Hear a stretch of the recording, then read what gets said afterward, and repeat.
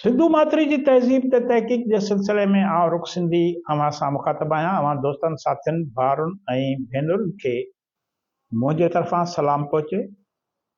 सिंधु मात्री ते नामनिहाद आर्यनि वारे हमले बाबति ॻाल्हि ॿोल जे सिलसिले में अॼु पाण राखी गढ़ी जे DNA नतीजनि बाबति ॻाल्हाईंदासीं त उतां जेका DNA जा कहिड़ा नतीजा मिलिया, उन आर्यन थ्योरी जा बुनियाद कीअं उखेड़े छॾिया।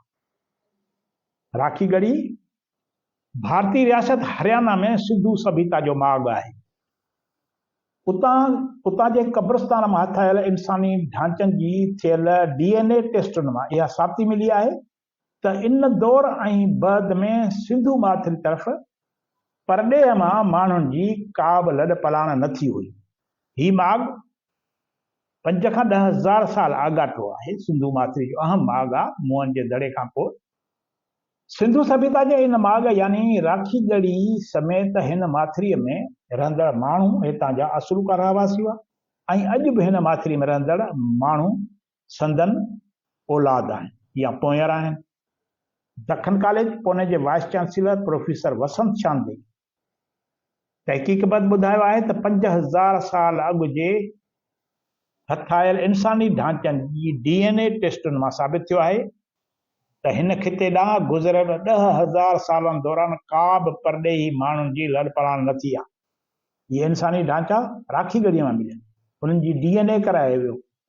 उन खां पोइ इहे सबूत था मिलनि ऐं उहो DNA को रुॻो भारत जे इन्हनि साइंसदाननि न कई पर दुनिया जे साइंसदाननि जी टीमुनि कई।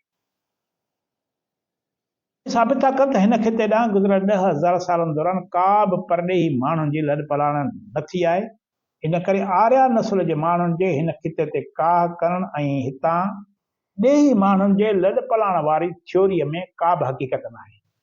इन करे वेदनि वारे दौर में आर्या टर्म जो इस्तेमालु कंहिं कबीले या बिरादरी तौरु कयो वियो हूंदो पर इहो कंहिं नस्ली ग्रुप तौरु न कयो वियो। प्रोफेसर वसंत चांदे मूजिबि हू इहा दावा DNA टेस्ट जे नतीजनि जे बुनियाद ते करे रहिया आहिनि। हिन मूजिबि हू चवे थो त असां इहा राय कंहिं बि हिकु सोर्स मां हासिल कयल डेटा ते क़ाइमु न कई आहे, पर असांजी डेटा 2 लेबोरेटरियुनि में तस्दीक जे मरहले मां गुज़री आहे। राखी गढ़ी जे कब्रिस्तान मां हथायल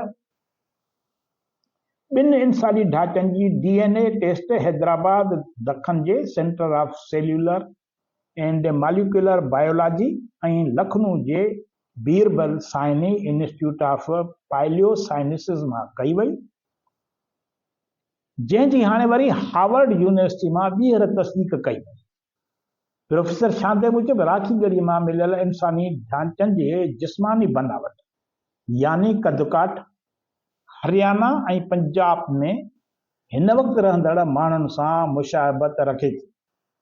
हिन मूजिबि ॾखण Korea J Seoul national university college of medicines में राखी गढ़ी जे इंसानी ढांचनि जो पैथोलॉजिकल तजियो ऐं संदन फिजिकल रिकंस्ट्रक्शन कई वई, जंहिंमां बि इहा ॻाल्हि साबित थी त हिन वक़्तु हिन खिते में रहंदड़ माण्हू 5000 साल अॻु राखी गढ़ीअ में रहंदड़ माण्हुनि जो तसलसुल आहिनि।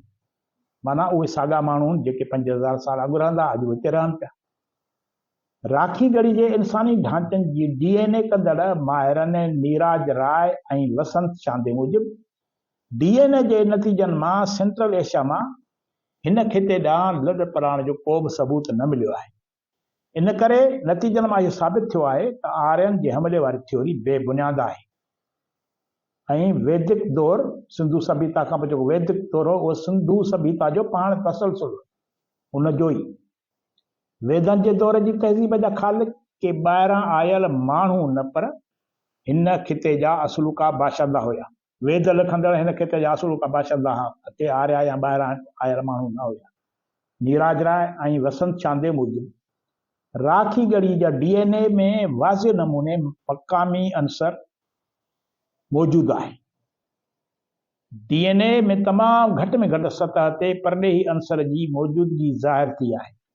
इन परॾेही अंसर जो वास्तो ईरान जे हारको कंदड़ माण्हुनि सां आहे, जिन जा हिन खिते जे माण्हुनि सां वापारी लाॻापा हुआ।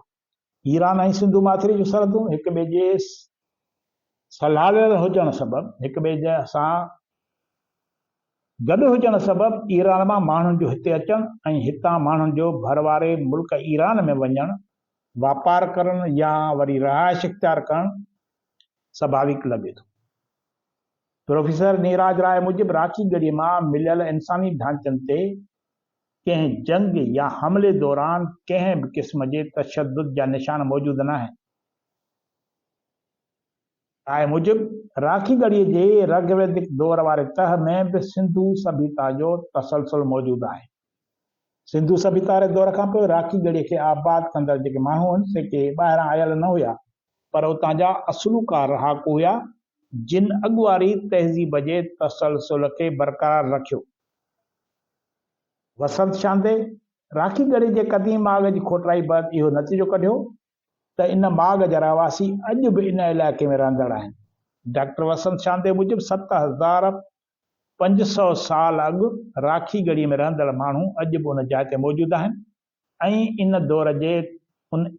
उन दौर जी तहज़ीब मुकमिल फना न थी हुई, पर उन पंहिंजो तसलसल बरक़रार रखियो। वसंत शांदे मूजिबि इराक जी मेसोपोटेमा समेत मिस्र जूं तहज़ीबूं पंहिंजो तसलसल बरक़रार रखी न सघियूं, पर सिंधु माथिरी जी तहज़ीब जो तसलसल अॼु बि बरक़रार आहे।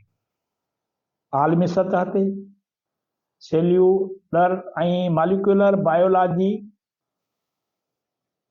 थियल तहक़ीक़ आर्या नस्ल जे सिंधु माथिरी ते हमले वारी थ्योरीअ खे तारीख़ जे कबाड़ खाने में उछलाए छॾियो आहे।